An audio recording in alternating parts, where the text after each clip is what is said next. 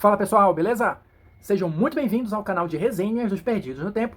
E hoje o nosso papo aqui, a nossa conversa vai ser sobre Refúgio, o terceiro livro aqui que vai contar, né, vai fechar a trilogia da origem do Drizzt Do'Urden, né, conhecida aqui a coleção como A Lenda de Drizzt, que vai justamente fechar aí a primeira grande história, vamos chamar assim, né, do personagem famosíssimo criado pelo R.A. Salvatore para o universo de Dungeons and Dragons, mais precisamente Forgotten Realms.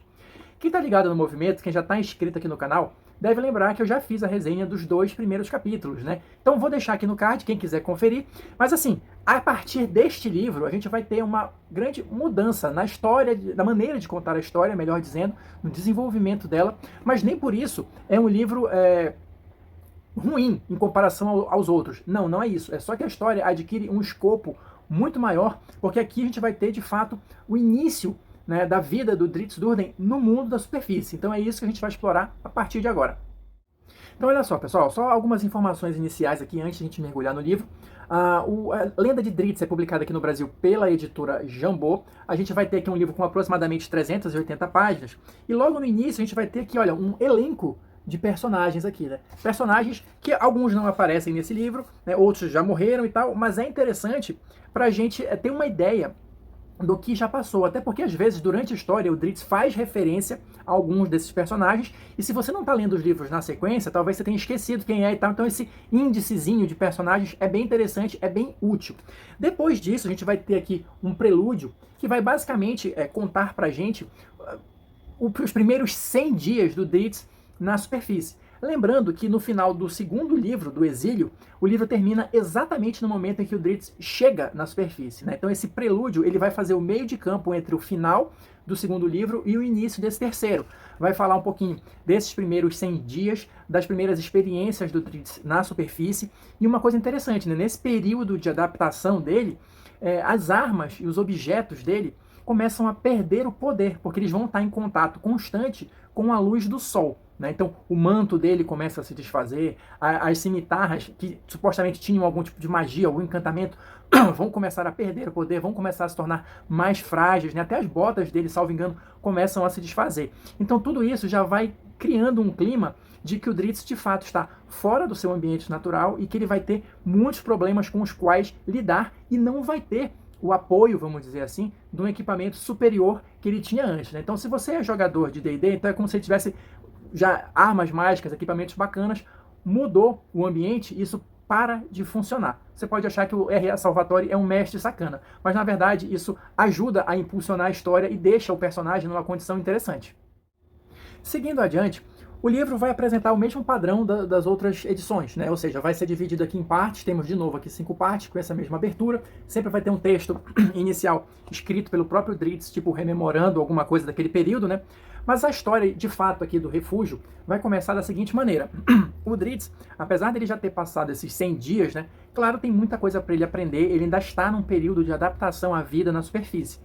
E assim, o livro começa mostrando que, de fato, ele tem muita coisa desconhecida, muita coisa que é simples, mas que ele de fato não faz a menor ideia do que seja. Então, o livro vai descrever, por exemplo, aqui o encontro dele com um gambá. Ele não sabe o que é um gambá, vocês já podem imaginar o desfecho dessa história, né? E ao longo do livro, até em outras partes, a gente vai descobrindo, né? O Salvatore vai pontuando essas questões. O que eu acho interessante para a gente, de fato, entender que ele vivia num mundo à parte, né? E às vezes a gente imagina que coisas simples são de conhecimento geral, mas não. Então, por exemplo, ele não sabe o que é um gambá, ele não sabe o que é a neve, ele não sabe como se proteger direito do frio, porque lá no subterrâneo simplesmente não tinha neve ou não fazia tanto frio. Então, tem certas coisas que vão sendo pontuadas ao longo do livro, justamente para demonstrar que, muito embora ele já esteja na superfície há algum tempo, ainda tem muita coisa que ele precisa aprender e se adaptar, né? Mas entrando na parte mesmo da história, da ação, o que vai rolar aqui nessa primeira parte? O Drizzt ele vai ser encontrado por um grupo de gnolls, né, que inicialmente tem uma conduta amigável em relação a ele. Ele acaba se juntando a esse bando de gnolls e aí ele descobre que essa galera vai atacar uma fazenda humana. Então, quando o Drizzt descobre que esse é o objetivo dos gnolls, ele acaba se descontrolando e matando todos os gnolls. Só que uma coisa que eu acho interessante nessa história toda é que depois disso, o Drizzt fica com peso na consciência. E ele passa a observar esses humanos, essa fazenda de humanos, para de repente entender se o que ele fez foi certo ou não, por que ele fez isso. E assim, muito embora o livro não vá descer aqui em grandes discussões filosóficas e etc e tal, eu acho interessante essas sacadas do Salvatore, porque assim, o lance todo do Drizzt ele vem de uma raça considerada maligna, né? O D&D tem esses conceitos, né, de uma raça maligna e tal, de um povo maligno, mas ele é o destoante. Então ele sempre pensa, ele sempre tenta se colocar do outro lado. Então eu nem lembro se de fato na regra os gnolls são considerados malignos, né? São evil, né? Mas enfim, por que os gnolls, só por serem gnolls, não poderiam ser amigáveis ou não poderiam ser uma companhia interessante para o Drizzt? Então eu acho que nesse ponto o personagem ele é interessante porque ele se permite essas coisas. E depois, quando ele vê que os gnolls iam atacar os humanos e ele mata os gnolls, mas peraí, será que eu fiz certo? Será que os gnolls eram mesmo malignos? Será que não eram os humanos que eram o problema e tal? Então, assim, por mais que o livro não desça a fundo nessas questões, é interessante se você parar para pensar que tem alguma discussão nesse sentido, nesse início e também ao longo do livro, tá? Essa questão de raças malignas, de povos malignos, vira e mexe, isso rola um pouquinho no livro ao longo dos capítulos. Então, eu acho que é uma discussão interessante. Mas voltando aqui para a história, então, claro, o Drizzt fica lá observando, né, escondido por um tempo, essa fazenda humana, percebe que eles são ali uma comunidade pacífica e tudo mais, só que, claro, ele vai ser descoberto em algum momento. E aí é o outro lance. Como ele é descoberto e ele é um Drow, né, obviamente ele já é taxado como maligno e isso causa um certo pânico, né, na fazenda e na vila próxima, né, que é a vila de Maldobar. Então, logo é organizada uma caçada, né, para localizar o Drizzt e tal, depois que se confirma que ele de fato está nas proximidades, né? Então tem um grupo ali de aldeões de uma maneira geral, né, mas tem um caçador mais experiente, chamado Rod Magisto. E é um personagem que vai acompanhar a jornada no decorrer do livro. Então, enfim, eles vão caçar o Drizzt. Claro, o Drizzt consegue se livrar deles de uma maneira bem simples, né, apesar dos equipamentos dele não estarem, né, mais na força máxima, vamos dizer assim. E o Rod acaba causando um confronto em que ele é ferido indiretamente pelo Drizzt, o que só vai iniciar ali um processo de ódio, né, do Rod em relação ao Drizzt, que vai ser uma trama que vai se transcorrer ao longo do livro todo. O fato é que a galera de Maldobar, obviamente, não consegue dar conta desse problema. Então eles acabam pedindo ajuda para uma cidade maior próxima, Sundabar. E aqui é interessante pontuar que a gente já começa, né, como estamos na superfície, a gente já começa a expandir muito a amplitude da história. Então a gente vai ter aqui a presença de personagens conhecidos do universo de Forgotten Realms, né, de cidade, de locais. Então isso dá uma expansão grande no universo que está à disposição do Drizzt para explorar. Ah, e só para a gente fechar as informações dessa primeira parte, porque eu acabei adiantando um detalhe, como é que é o lance? Lá pelas tantas a gente vai descobrir que, na verdade, os gnolls eles estavam aliados a um grupo de Barghest, que são aqueles seres que vêm lá do plano de Gehenna, né? Então eles são meio demônios e tal, meio transmorfos, e eles vêm para o plano material para se alimentar da essência de pessoas, para ganhar poder e depois voltar para Gehenna. É uma coisa assim. E o lance é que, depois que essa confusão toda é armada, esses Barghestes, ou melhor, um deles, porque são dois irmãos, ele acaba se transformando, né? Assumindo a aparência do Drizzt, indo até a fazenda e matando todo mundo. Então aí é que o pânico realmente chega no ápice e a galera de Maldobar pede ajuda para a cidade maior mais próxima, que é Sundabar. Seguindo adiante, chegamos na parte 2, a Ranger, que vai contar aí com a participação especial da Columba Garra de Falcão, ou Dove Falconhand, para quem está acostumado com os nomes em inglês, que também é uma personagem já conhecida, estabelecida do universo de Forgotten Realms, né? Então tem ligação ali, eu esqueci o nome da irmã dela, né? Que é a governante ali de Silver Imunda, Lua Argêntea, né? Enfim. Então, o lance é, quando Maldobar pede ajuda para Sundabar, o grupo que vai responder esse pedido de ajuda é justamente o grupo da Columba. Então eles vão para lá, claro, a gente vai ter aqui, eu vou tentar ser bem sucinto, tá? Mas a gente vai ter ali aquele jogo de caça e rato ali, né? Do grupo da Columba com o Drizzt, né, de rastreamento e tudo mais, e o lance dos Barghest se desenrolando também, né, o Drizzt acaba descobrindo também tudo o que aconteceu, porque quando ele percebe que a família foi assassinada, ele vai investigar lá, isso tudo antes do grupo da Columba chegar, e aí o lance é que ele passa a ser caçado enquanto ele caça os Barghest, né, e o grupo da Columba vai receber ajuda daquele caçador lá de Maldabar, o Rod Magisto, né, que é sempre a nota destoante ali, aquele cara desagradável e tal, não sei o que, enfim. Mas o lance dessa segunda parte é a resolução dessa trama. Porque assim, vai chegar um ponto que vai existir o confronto com os Barghest, que claro, vão ser derrotados, né, pelo Drizzt, não pelo grupo da Columba. Só que nessa brincadeira, eles acabam percebendo que tem alguma coisa errada ali, que a história não está batendo, né, que muito embora isso vá contra as próprias crenças deles, talvez o Drow não seja de fato o culpado em relação a isso. Mas como o Drizzt está assustado, vamos dizer assim, ele não permite uma aproximação muito grande, então ele não vai lá contar a história dele, né? As peças vão sendo montadas, mas não se consegue ter uma certeza de nada, mas fica aquela dúvida se o Drow de fato teria participado da coisa ou não. Enquanto isso, o Drizzt está torando lá com os Barghest, né, uma batalha e tudo mais, e eles acabam sendo derrotados pelo Drizzt, mas o Drizzt segue, abandona esse local e segue solitário, né? Mas a dúvida fica plantada na Columba, Garra de Falcão e no grupo dela. Avançando aqui para a parte 3, a gente vai ter o capítulo Montolho, que é o personagem, né, que vai se tornar o mestre, vamos colocar dessa maneira, do Drizzt. Por quê? Depois que ele abandonou lá a região de Maldobar, ele continua solitário e tudo mais, e ele acaba encontrando o Montolho, que é um ranger cego. Como é que eles se encontram? Eles são atacados por um grupo de orcs, né, enfrentam uma patrulha de orcs ali, do chefe de guerra chamado Graul, né, que já é um inimigo antigo ali do Ranger e tudo mais, e eles moram em áreas próximas, né, o Ranger tem um domínio ali num bosque e tal, esse bando de orcs vive em umas montanhas próximas, mas eles estão ali numa paz meio tensa, então vira e mexe, ocorre algum confronto, e em um desses o Drizzt é pego no meio do fogo cruzado.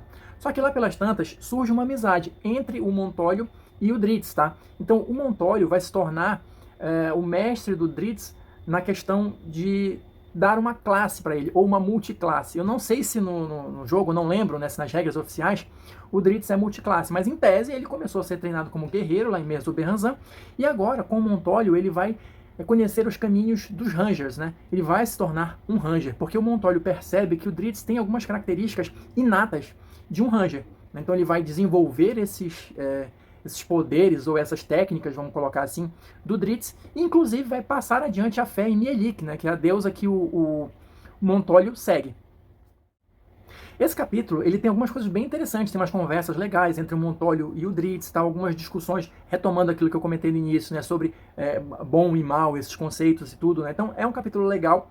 E lá pelas tantas, a gente vai descobrir que aquele caçador lá de Maldobar, o Rod Magistel, ele continua à espreita, porque como ele foi ferido indiretamente pelo Drizzt, aquele primeiro confronto, ele desenvolveu tipo uma obsessão, né? Então ele quer encontrar o Drow para se vingar e etc. O Drow é tipo meio John Wick, né? Ele tinha 2 cachorros, um dos cachorros acabou morrendo no confronto e ele ficou desfigurado e tal, então vai ele, o cachorro que restou, para uma busca obsessiva em relação ao Drizzt. Então isso mais ou menos resume essa terceira parte do livro. O quarto capítulo, né, a quarta parte do livro, Deliberações, vai trazer também a conclusão desse segundo gancho do livro, né, essa questão dos orcs e tal, e do Montolho. Por quê? O Rod Magistel, seguindo ali o faro, né, a pista do Drizzt, porque ele é um bom rastreador, ele é um bom caçador, um bom guerreiro até, ele só não está ali no nível, né, do Drizzt, ele consegue mais ou menos chegar lá nas imediações onde ele está, descobre, né, essa questão, essa aliança do Drizzt com o Montolho, e vai ele, o Rod, se aliar com os orcs, né? Já tinha feito contato com eles antes e tal, já tinha realizado alguns trabalhos para os orcs, então ele vai lá justamente para tentar conseguir a ajuda deles para exterminar a ameaça dupla, né, do Montolho, que é inimigo dos orcs, e do Drizzt, que é a obsessão dele. E o lance é que ele consegue fazer essa aliança, né, com os orcs.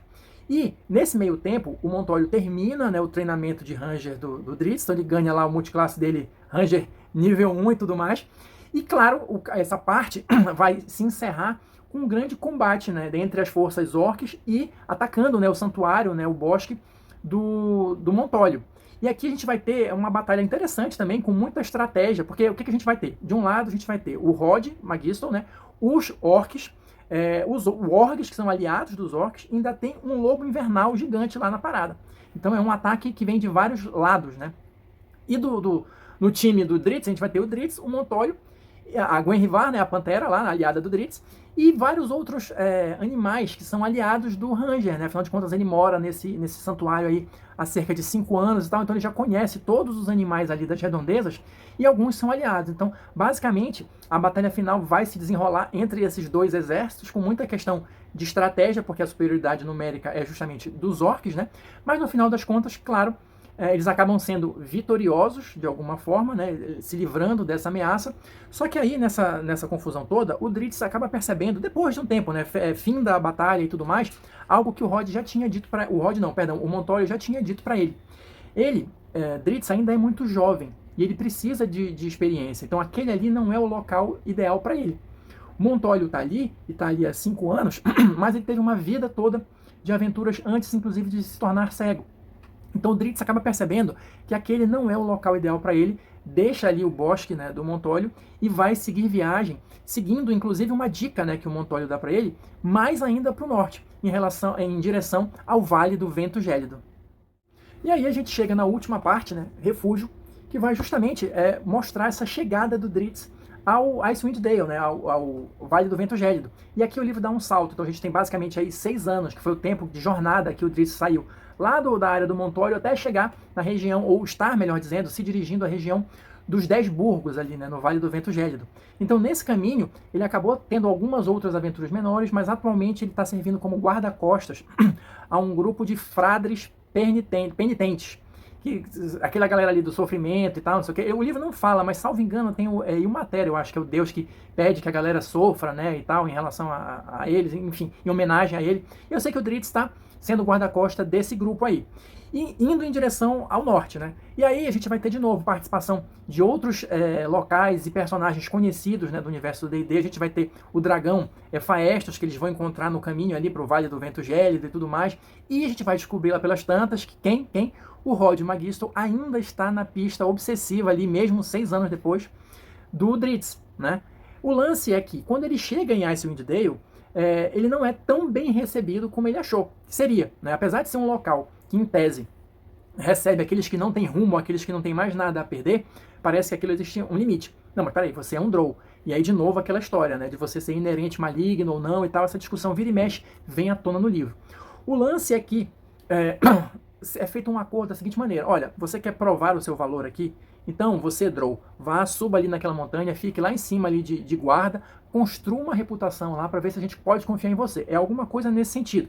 E aí o Drizzt vai se alojar numa montanha que é próxima aonde vive um personagem que vai se tornar, né, um dos grandes amigos dele, que é o Bruenor, o anão líder do clã Martelo de Batalha, uma coisa assim.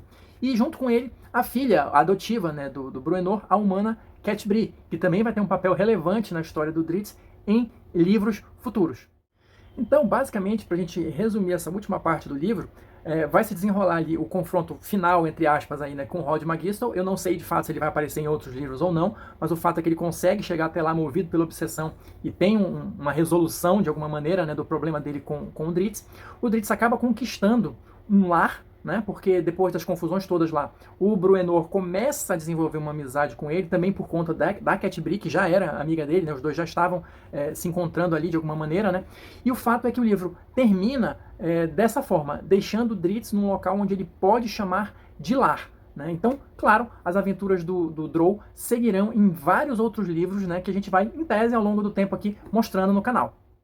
Então é isso, pessoal. Espero que vocês tenham curtido aqui o nosso bate-papo sobre o Refúgio, né? Fechando a trilogia de origem do Drizzt Do'Urden, né? Quem assistiu até agora, muito obrigado. Deixa aí seu like ou seu dislike, seu comentário para eu saber o que vocês estão pensando, a gente continuar trocando ideias. E a gente se encontra nas próximas resenhas.